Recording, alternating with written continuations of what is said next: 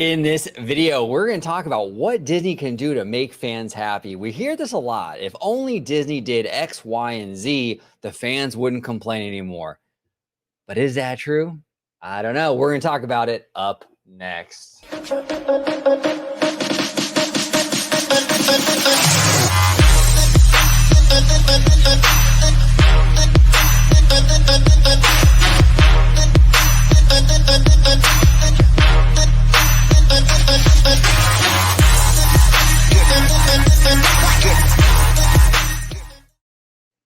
Welcome aboard to another episode of OG55. Okay, so on this channel, I do a lot of, and a lot of people don't like this, and it's fine. It's okay. If it's not for you, it's not for you. But too often, I think in the Disney community, we look outward, right? We're just, it's Chapek's fault. It's Daddy Josh's fault. It's Disney's fault. It's everyone's fault. But rarely as a fandom do we ever look inward and go, like, what are we doing though? Right? Like, what are we doing? So there has been sort of this ongoing, and this has been going on for a real long time, but like this kind of narrative, this messaging out there that, if only Disney were to give us big investments in these parks, new lands, new attractions, real quality stuff, the fans would kind of back off Disney in terms of like these price hikes, right? These price increases, it's not necessarily the increases that bother fans. It's that we're not really getting anything in return, right? And I keep hearing that narrative. And, I've made the point many times that I don't think it matters. I really don't think it matters what Disney does in terms of investment. I think the fans are going to be unhappy and they're going to complain regardless. And a lot of people in the comments and stuff would tell me like, OG, you're completely wrong. OG, you're wrong. You're wrong. You're wrong.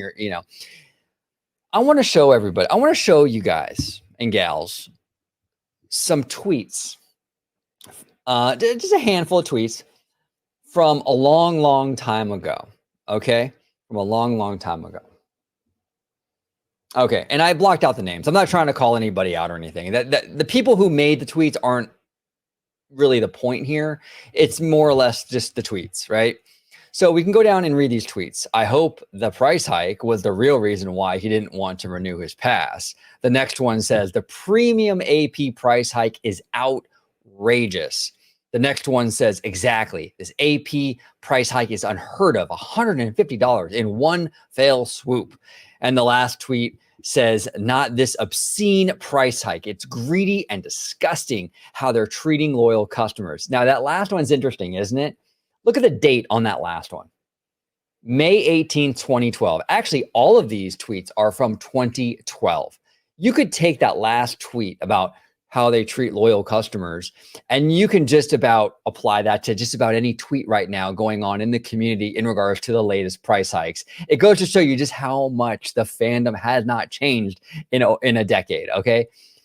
But my overall point here is that it doesn't really seem, the issue is that it doesn't really seem like big investments detour the fan complaining. Right? Because if you look at these dates, May 18, 2012, well, this is only a month away from the grand reopening of $1 billion investment at DCA.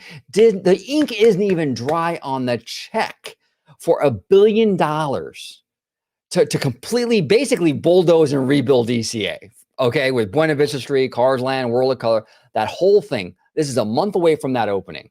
And we're still complaining just a month away that the price hikes are outrageous. Well, wait a minute, OG. I thought that, fans wouldn't complain. As long as we get big investments, quality investments, these increases don't matter. Fans will understand.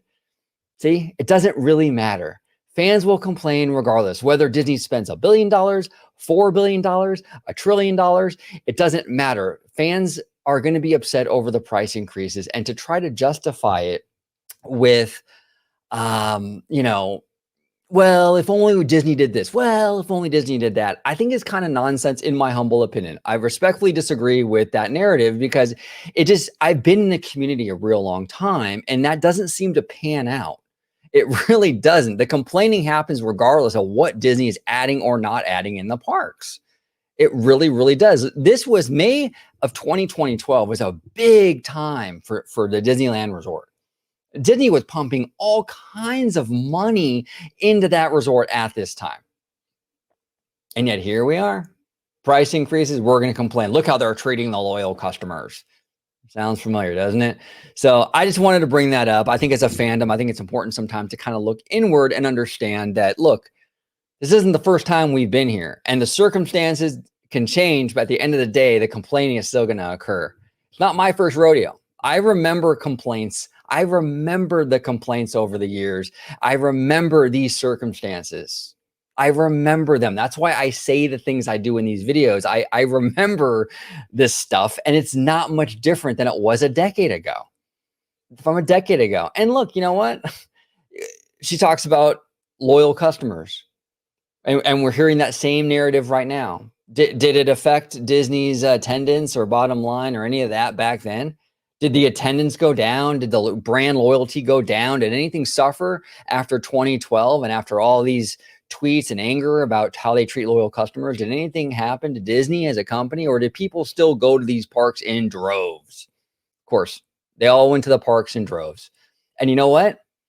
I think history will repeat itself. And despite all the tweets right now about loyal customers and I'm out and this is horrible and Disney greedy and bald man bad, I think the same thing will occur. People will still flock to these parks like they did in 2012 when they were complaining about the outrageous price hikes. But what do you guys think? I would love to hear from you. Comment down below with your thoughts on all of this in our little trip down memory lane. I would love to hear from you guys. Thank you all so much for watching OG55.